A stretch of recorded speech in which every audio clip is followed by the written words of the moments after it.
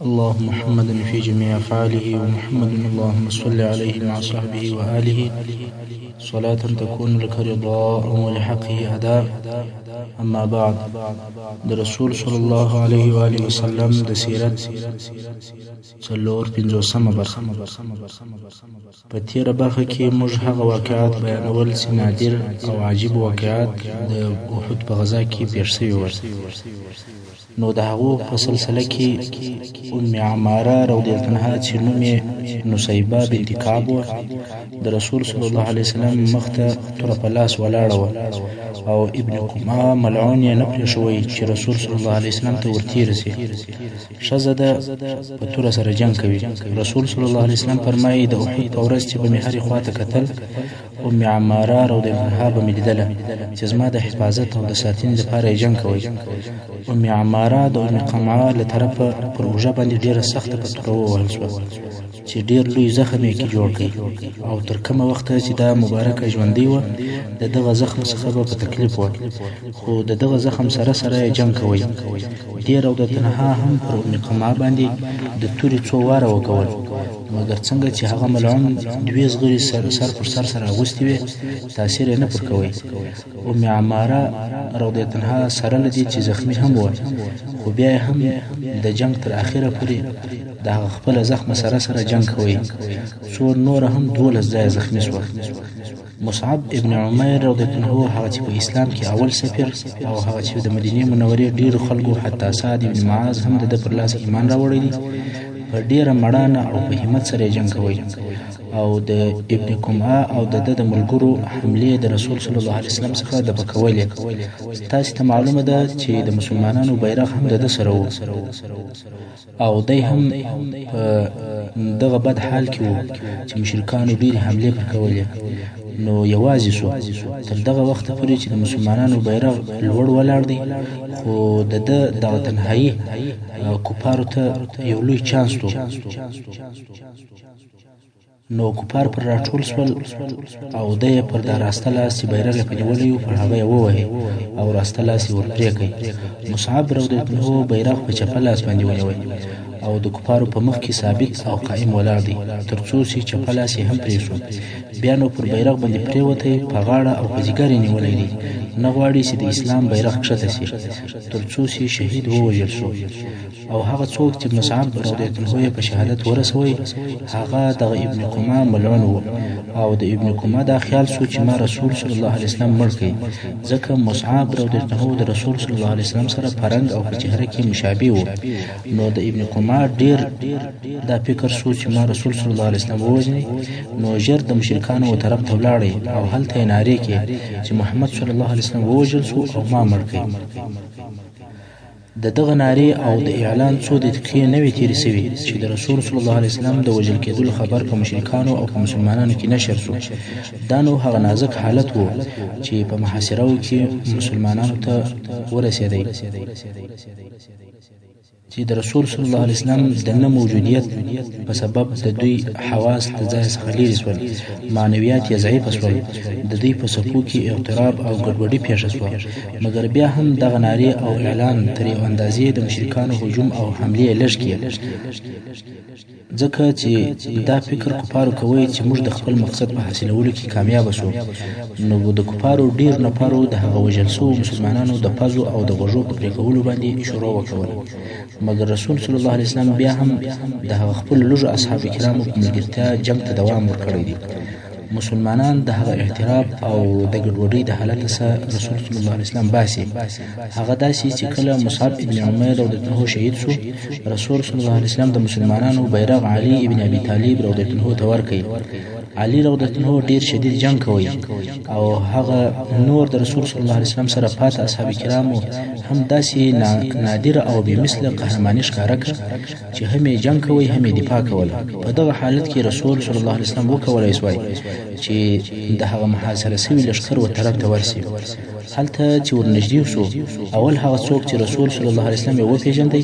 هغه کعب ابن مالک رضی الله عنه. نو یې په اول لوړ اواز سره نارې کړې: یا معشر المسلمین، اے د مسلمانانو ډلې زیری در کوم چې رسول صلی الله علیه وسلم دغه دی. رسول صلی الله علیه وسلم اشاره ورته وکوله چې چوپ شه. دا د دې لپاره چې مشرکان د صلی الله علیه وسلم په ځای نشي خبر، مګر بیا هم دغه غږ د مسلمانانو تر غوږو پورې ورسېدی او رسول صلی الله علیه وسلم ته د رجوع کولو هڅه وکوله. څو د اصحاب کرامو څخه 10 نفر د رسول صلی الله علیه وسلم پر شا او خوا باندې سر راجمع شول. پس له دغه یو ځای کېدلو رسول صلی الله علیه وسلم د احد د غره و یو لوړې حصې ته منظم پر شا تلل شروع کړ. رسول صلی الله علیه وسلم د مشرکانو د هجوم او د حملو په مابین کې قرار د دغه غره په طرف باندې ځي. مسلمانان هم جنگ کوي او هم دفاع کوي او هم د غره د شاو طرف ته ځي. مشرکان نه غواړي چې مسلمانان غره ته ځین وخیږي، نو خپل هجوم او حمله شدید کې خو د اسلام د قهرمانانو په مقابل کې ضعیف شول.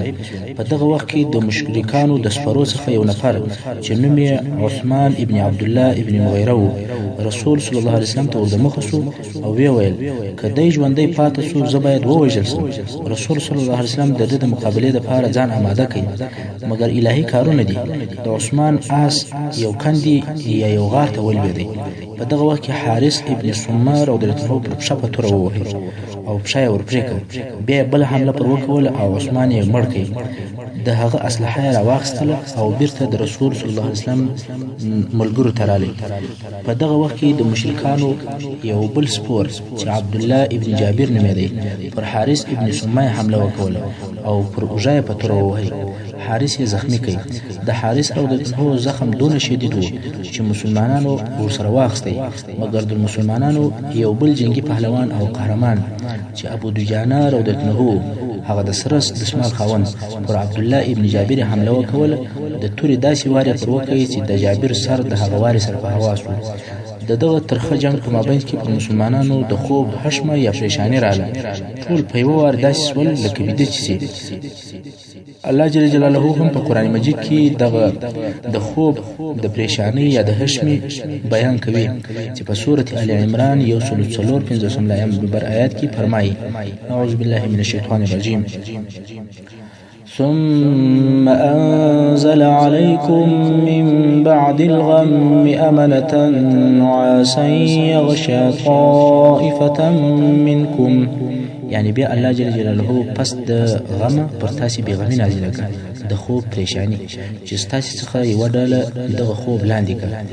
دغه چې خوب رالی دغه کسان ول چې په حق سره مؤمنان وو. ابو طلحه رضی الله عنه وايي زه د هغو کسانو څخه وم چې د احد په ورځ د اعصابو د آرام کولو لپاره د خوب پریشانی پر رااله، حتی څو واره مې توره د لاس څخه ولوېدل. لا دا به ولوېدل او ما به بیرته راپورته کړ، بیا به ولوېده ما به راپورته کړ. په دغه همت او په شجاعت سره دغه د مسلمانانو ډله په منظم انحساب یا پر شاتلو باندې د احد د غره یو لوري ته وختل. او اوس چې د مسلمانانو بیرغ د علی رضی الله عنه سره ورسره دی او نور مسلمانان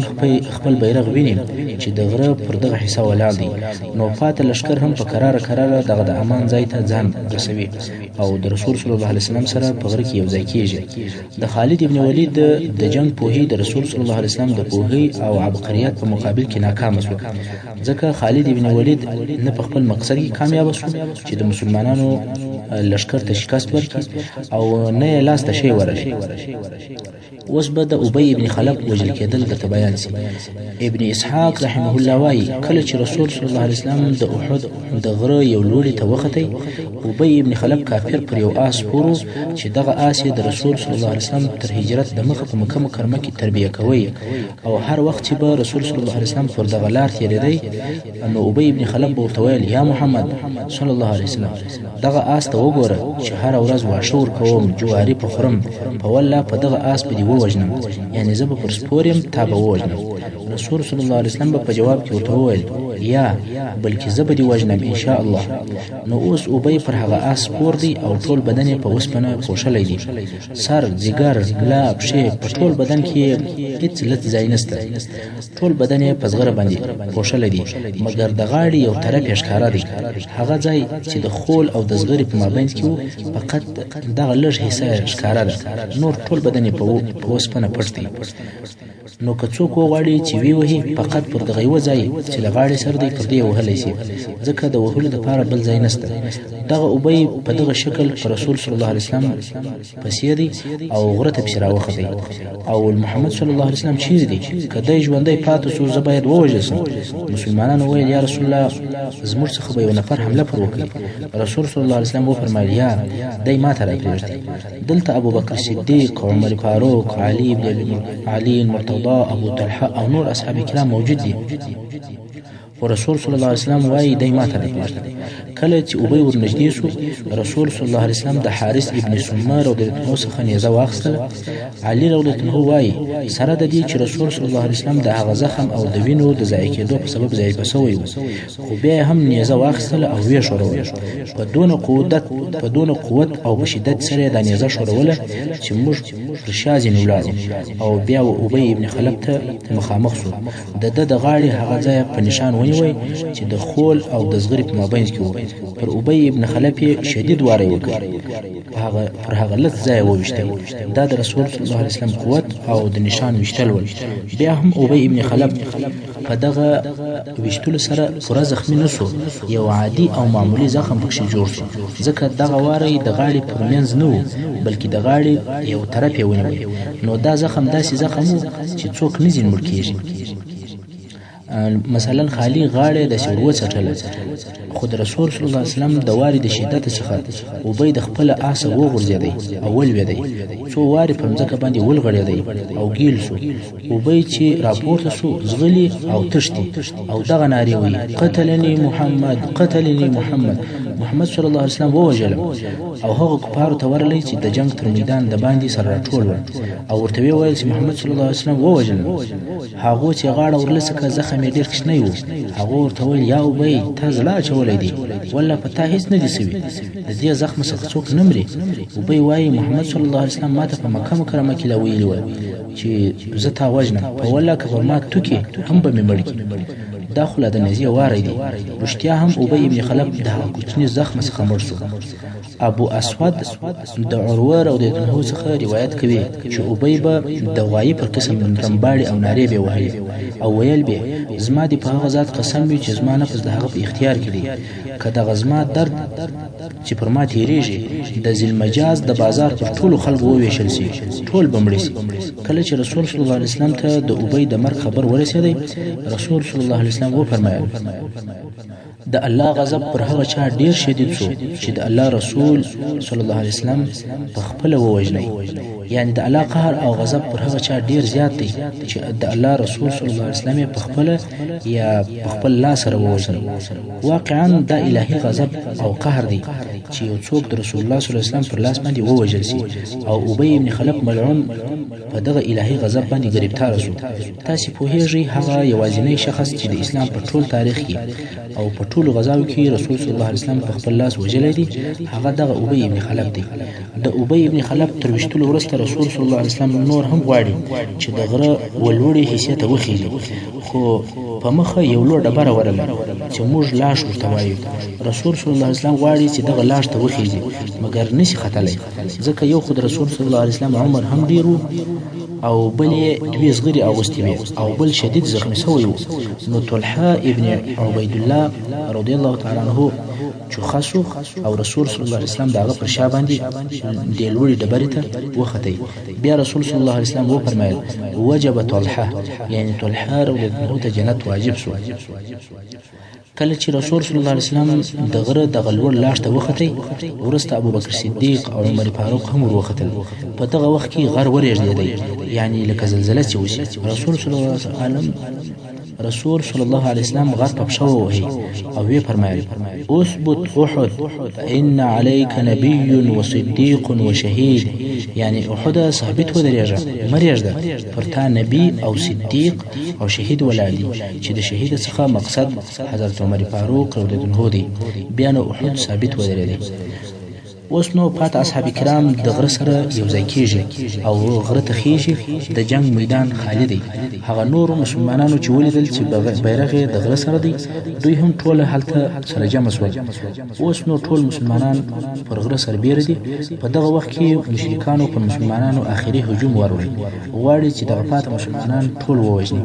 که څه هم نور کفار سره پاشلي او جد برک دي خالد بن ولید تر اوسه هغه خپل ټولي یو ځای او منظمه ساتلې ده او ویل دل چې د مسلمانانو بیرغ په غره کې دی نو د غره پر طرف ورهیسو د مسلمانانو بیرغ چې تر اوسه ولاړ دی او د شکست لپاره د بیرغ لویدل حتمی دي نو خالد غواړي چې خامخا مسلمانانو ته شکست ورکړي د دې مقصد لپاره دی او ابو سفیان د نورو سپرو په ملګرتیا د غره و طرف ته ورهیسول غواړي چې غره ته وروخیږي مګر د دوی آسان غره ته نشي ختلی نو خالد ابن ولید غواړي چې غره ته پر پښو او پیاده وروخیږي او د مسلمانانو پاته څو نفره چې حالت دی هغه ختم او فیصله کی اوس چې خالد او د هغه ملګرو غره ته د ختلو اراده وکوله او هلته رسول صلی الله علیه وسلم د څو لږو ملګرو سره موجود دی ځکه نور ټول لشکر تشیدل دي او ډیر کسان په دغه وخت کې مدینه منورې ته رسیدل دي هغه لږ نفر چې پاتې دي هغه د رسول صلی الله علیه وسلم سره د غره په دغه حصہ کې ولاړ دي او دلته خالد خپل حمله غره ته متوجه د خالد سره منظم او قوي لشکر ورسره دي او د صحابه کرامو شمیر ډیر لږ دي نو اوس څه پیښه شوه نو رسول صلی الله علیه وسلم وفرمایل هغه غشي چې ستاسو سر تر سره دي هغه غشي ټول راټول کړي او به وویل چې سعد رضی الله عنه چیرې دي سعد ابن ابي وقاص رضی الله عنه دلته موجود او غشي نبی اسلام ته راټول شول رسول صلی الله علیه وسلم سعد رضی الله عنه ته وفرمایل ولا یا سعد تعجب کیسو ول څنګه او څوک ولم یا رسول الله دا خو پر لشکر دي رسول صلی الله علیه وسلم وفرمایل ولا یا سعد رضی الله عنه هم په غش وشتلو شروع وکول په اول غشي د مشرکانو څخه یو نفر وویشتي او هغه ووجل شو رسول صلی الله علیه وسلم وفرمایل ولا یا سعد فداك ابي وامي په دویم غشي هم بل مشرک وویشتي هغه مړ شو رسول صلی الله علیه وسلم بیا ورته وفرمایل ولا یا سعد دریم مشرک وویشتي هغه ووجل شو د هر غشي په وشتلو باندې یو مشرک وجل کیږي کفارو چې دغه وشتل او وجل کېدل ولیدل نو پر شا ولاړ ولدا څه حال هر غشي د وشتلو سره یو نفر وجل کیږي دا خو موږ ټول تبا کیږو نو خالد د خپل لشکره سره پر شا ولاړ او مسلمانان د دوی د شر څخه وساتل شول د سعد ابن ابي وقاص رضی الله عنه د غشو د وشتلو په سبب باندې مسلمانان د مشرکانو د جنگ او د شر څخه خلاص ول او نور پاته مسلمانان هم د رسول صلی الله علیه وسلم پر شاوخوا باندې راوګرځېدل اوس په د شهیدانو د پزو او د غوژو د پریکولو سلسله درته بیان شي دغه د خالد حمله د مشرکانو اخرنی حمله و چې پر مسلمانانو یې وکړه څنګه چې مشرکان د رسول صلی الله علیه وسلم په هیڅ حال نه دي خبر چې څه ورته پیښه ده نو تقریبا دا یقین و چې هغه وجل شوی دی ځکه ابن قما ورته ویلی ول چې هغه ما مړ کړي نو مشرکانو خپل ځایو ته ځان ورسوي او مکه مکرمه ته د تګ آمادګي نیسي مشرکانو د خپل سامانو په ټولولو او د بارو په تړلو باندې مشغوله شول او د مشرکانو شذې بیا د مسلمانانو د هغه شهیدانو چې په میدان جنگ کې پراته دي د پزو او د غوژو په پریکولو باندې مشغوله شول د شهیدانو نسونه ورڅري هند بنت عتبه چې د ابو سفیان ښځه وه د سید الشهدا حمزه رضی الله عنه نس یې ورڅري کوي او د هغه اینه یې راوکښله اوس غواړي چې ویې خوري ځکه دې قسم کړی و چې د حمزه اینه به خوري ولې حمزه رضی الله عنه هغه څوک و چې د بدر په ورځ یې د دې پلار او اکا وژلي اوس چې هند د حمزه رضی الله عنه اینه راوکښله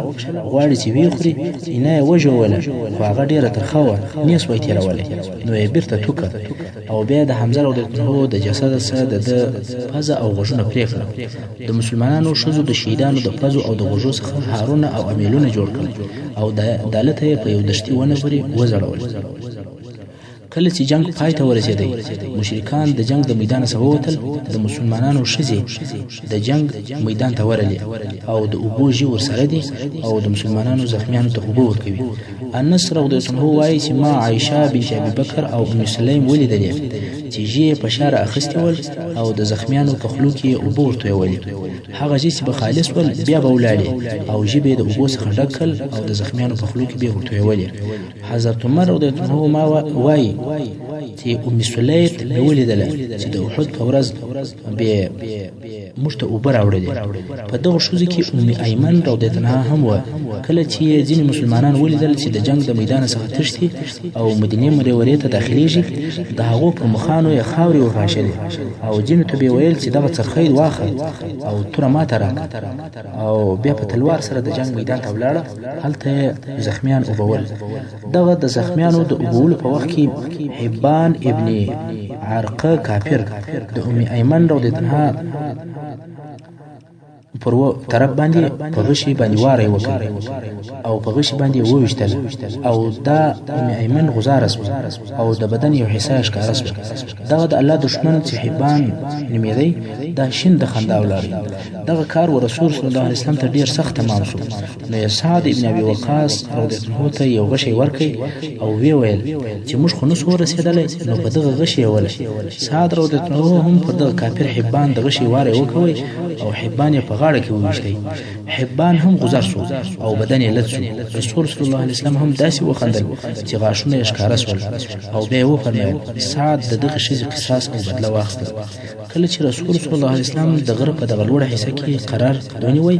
نو حضرت علي رضی الله عنه ولاړی او خپل هغه د څرمنې سپر چې ورسره و هغه د اوبو ډک کړ او رسول صلی الله علیه وسلم ته یې راوړی چې دا اوبه وڅښي. څنګه چې اوبو بوی درلودی، نو رسول صلی الله علیه وسلم هغه اوبه نه وڅښلې مګر مخ یې د وینو څخه په پرېولی. رسول صلی الله علیه وسلم دغه اوبه پر سر تویولې او ویلې د الله غضب پر هغه چا ډیر شدید دی چې د الله رسول صلی الله علیه وسلم یې په وینو باندې ولړی او مخ یې په وینو باندې.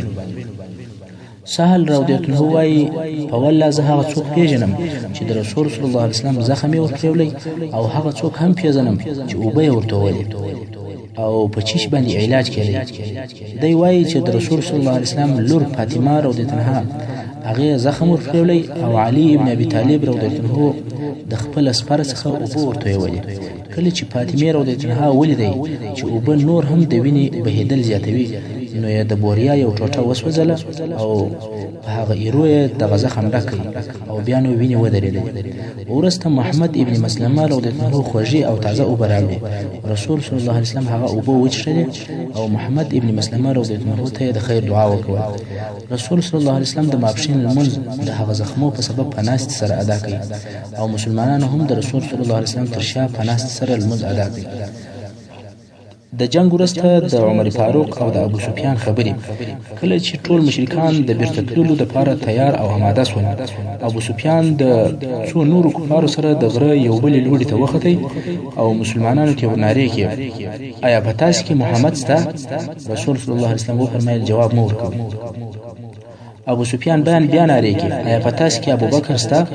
رسول صلی الله علیه وسلم وفرمایل چې جواب مو ورکوئ. ابو سفیان بیا نارې کړې آیا په تاسو کې عمر شته؟ رسول صلی الله علیه وسلم جواب مو ورکوئ. ابو سفیان د بل چا پوښتنه ونه کړه، فقط د دغه درو نفرو پوښتنه یې وکړه، ځکه دی او د قوم په دې پوهېدل چې د اسلام قیام او ثبات په دغه درو نفرو سره ده. که دا درې نفره وي اسلام به همیشه وي. بیا نو ابو سفیان وویل که دغه کسان وژل سوي وي نور نو زموږ په تاسو کې هیڅ خیر نشته او نه مو په تاسو پروا کیږي، ځکه په تاسو کې نور هیڅ شان او شوکت نه دی پاتې. عمر فاروق رضی الله عنه نور صبر نشوای کولای او ودرېدی او په لوړ اواز یې ورنارې کړ ول ای د الله دشمنه، هغه کسان چې تا یاد کړل هغه ټول ژوندي دي. الله جل جلاله هغه کسان پرېښول چې ته په ناراضه یې. ابو سفیان وویل زموږ ځینو نفرو ستاسې د وژل شوو کسانو پزې او غوږونه ورپرې کړي دي، خو دا داسې کار دی چې نه ما په هغه سره امر کړی دی او زه نه په ناراضه یم. بیا نو ابو سفیان د نصر او د بري ناره وکړه. په دغه جنگ کې د کفارو په کامیابی سره فخر او غرور وکړي. په ډیر لوړ اواز یې نارې کړې اعل الهبل. هبل هغه د قریشو یو بت و، نو دا وویل چې هبل لوړ شو. رسول صلی الله علیه وسلم وویل چې آیا جواب نه ورکوئ؟ مسلمانانو وویل چې څه ورته ووایو؟ رسول صلی الله علیه وسلم ورته وفرمایل چې ورته ووایل چې الله اعلی و اجل، الله تر ټولو لوړ او لوی دی. نو عمر فاروق رضی الله عنه ورنارې کړې الله اعلی و اجل. ابو سفیان وویل موږ عزا لرو او تاسې عزا نه لرئ. عزا بیا د ډبرو یو بل بت سبحان الله. مشرکان د ډبرو په هغه بتانو فخر او غرور کوي چې دوی په خپل لاسو جوړ کړي او هغه بتان هم دونی بې وسه دي چې یو مچ د ځان سره نشي کولی. رسول صلی الله علیه وسلم فرمایل ول جواب نه ورکوي مسلمانانو ورته وایي نبی اسلام ورته وایي الله مولانا ولا مولانکم، الله زموږ دوست او مالک دی او تاسو لره دوست او مالک نشته. عمر فاروق رضی الله عنه ناره کې ول الله مولانا ولا مولا لكم. بیا ابو سفیان وویل دغه ورځ د بدر د ورځې په بدل کې ده او جنگ د سولغې په شکل دی، کله لوړوي کله کښته، یعنی کله تاسو کامیاب شئ کله موږ. حضرت عمر فاروق رضی الله عنه وویل تاسو زموږ سره نشئ برابرې لرئ، زموږ وجل سوي کسان په جنت کې دي او تاسو وجل سوي کسان په اور کې دي. تاسو شمو توجیه سي دا درس دی او همیشه په یاد ولرئ مسلمانان او کفار هیڅ کله نشي سره برابرې لري. دا خو یقیني خبره ده چې مرګ د هر ژوندي انسان لپاره که مسلمان وي که کافر حتمی او ضروری دی. د مرګ صحیح چاره نشته، اوس به راځي یا به په وروسته کې، مګر د مسلمانانو وژل سوي او مړه سوي کسان جنتو او نعمتو ته ځي او د کفارو مړه سوي کسان دوزخ او ابدي اور ته ځي. بیا ابو سفیان و حضرت عمر رضی الله عنه وویل یا عمر ته یو وارې ما ته راسه. رسول صلی الله علیه وسلم وفرمایل ورسه او وګوره چې څه وایي. عمر رضی الله عنه ورغلی. ابو سفیان ورته وویل یا عمر په الله سره قسم در کوم چې موږ محمد صلی الله علیه وسلم ووژي. عمر رضی الله عنه وویل یا والله او هغه دغه اوس تاسې خبرې اوري. ابو سفیان وویل ته ما ته تر ابن قمعه صادقه یې. ابن قمعه خو ویلي و چې ما محمد صلی الله علیه وسلم مړ کړی دی، مګر عمر رضی الله عنه وایي چې هغه ژوندی دی. نو ابو سفیان وویل چې زه ستا خبره منم او د دې بل ملعون دا نه منم. ابن اسحاق رحمه الله وایي کله چې ابو سفیان او د ده ملګري رهي شول نو یې نارې کړه او په زور اوازونه کول چې زموږ او ستاسې واده به په راتلونکي کال کې په بدر کې وي، یعنی پر کال به بیا دغه شپې په بدر کې سرجنګېږو. رسول صلی الله علیه وسلم د خپلو اصحابو څخه یو نفر ته وویل ورته ووایه چې هو دغه وخت او هغه ځای زموږ او ستاسې په منځ کې واده ده. بیا نو رسول صلی الله علیه وسلم او حضرت علی رضی الله عنه ته وویل چې په مشرکانو پسې ورووځه او وګوره چې دوی څه کوي او مقصد یې چیشته کې آسان ګوښه کړي ول او پر اوښانو سپارول نو دوی مکه مکرمې ته ځي، او که پر اسانو سپارول اوښان یې دغسې ورسره بیول نو اراده ده چې پر مدینې منورې حمله وکړي. او زما دې قسم په هغه ذات وي چې زما نفس د هغه په قدرت کې دی، کې د مدینې منورې اراده وه زه به هلته پسې ورسم او هلته به جنګ ورسره وکړم. حضرت علی رضی الله عنه وایي زه په مشرکانو پسې ورووتم ګورم چې دوی څه کوي او چیرې ځي. ومې لیدل چې اسان یې ګوښه کړل او دوی پر اوښانو سپاره سول، مخ په مکه مکرمه باندې رهي سول. اوس به د احد د وژل سوو کسانو یا شهیدانو او زخمیانو څه متفرقه کیسې درته بیان سي. زید ابن ثابت رضی الله عنه وایي کله چې قریش د جنگ د میدان څخه ولاړل او مسلمانانو دا موقع پیدا کړ چې په خپل وژل شوو کسانو او زخمیانو پسې وګوري، نو رسول صلی الله علیه وسلم زه ولېږلم چې په سعد ابن ربیع رضی الله عنه پسې وګوره. او رسول صلی الله علیه وسلم راته وفرمایل که دې سعد ولیدی زما د طرفه سلام ورته ووایه او پس له سلام ورته ووایه چې رسول صلی الله علیه وسلم وایي چې څه حال دی. زید ابن ثابت رضی الله عنه وایي زه د جنگ په میدان کې په وژل شوو کسانو کې ګرځېدم چې سعد ابن ربیع په داسې حال کې ولیدی چې د ژوند اخري ساه یې کښلې او اویا ځایه زخمي سوی و، ځینې زخمونه یې د تورو، ځینې د نیزو او ځینې د غوښو ول. ما ورته وویل یا سعد رسول صلی الله علیه وسلم سلام درته وایي او پوښتنه دې کوي چې څه حال دی. سعد ابن ربیع رضی الله عنه وویل رسول صلی الله علیه وسلم دې زما د طرفه سلام وي او ورته ووایه یا رسول الله د جنت بوی حسوم. او بیا وویل چې زما قوم انصارو ته ووایه که په تاسې کې د سترګو د رپولو قدرت پاته و او رسول صلی الله علیه وسلم ته د دشمن د طرفه یو څه ورسېدل، بیا نو د الله په حضور باندې تاسې عذر نه لرئ او په دغه وخت کې پاک روح له بدن څخه ووتی. هلته په زخمیانو کې یو نفر و چې نوم یې عمرو بن ثابت و او خلکو اسیرم ورته ویل. محترم اوریدونکو څنګه چې وخت پای ته رسیږي زموږ پاته برخه د سیرت په راتلونکو حصو کې واورئ. وصلی الله تعالی علی خیر خلقه محمد و آله و اصحابه و اهل بیته اجمعین.